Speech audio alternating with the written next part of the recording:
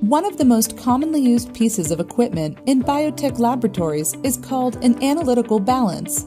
We can use it to take very precise measurements, 4 places to the right of the decimal point. Keep in mind that a small paperclip weighs about 1 gram. In other words, the analytical balance isn't designed for weighing heavy items. For example, this balance has a maximum weight of 310 grams. That's about the same weight as a can of tomato soup. Weighing anything larger than that will cause damage. The first consideration is selecting the workspace.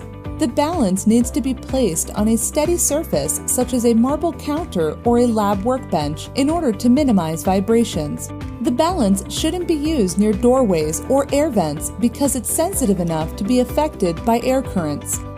Check to see if the balance is level. Adjust the feet until the air bubble is inside the black ring. If the balance has been unplugged or turned off, you need to let it warm up and reach the required operating temperature. Let's try an example. We want to measure out 1.5 grams of sodium bicarbonate. Typically, we use weighing paper for measuring anything less than 5 grams. Fold the opposite corners of the weighing paper together and make a crease. Then do the same for the other corners. Place the paper on the balance pan. Close the side doors and press the tare button to zero out the paper. Use a lab scoop to slowly add the sodium bicarbonate to the paper.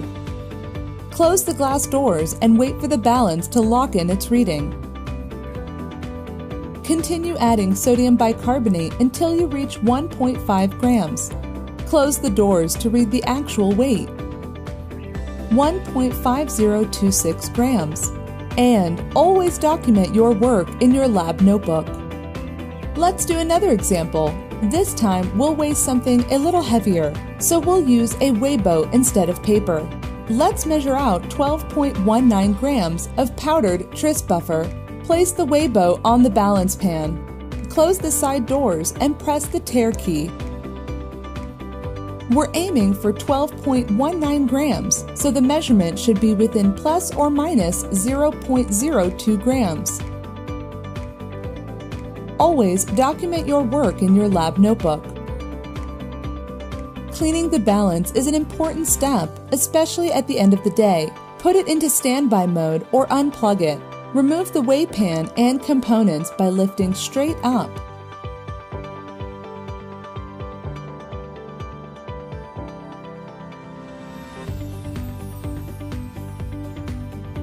Use a very soft bristle paintbrush to sweep off any powder remaining inside the weigh chamber and in the grooves for the glass doors. Once it's clean, replace the drip ring and the weigh pan.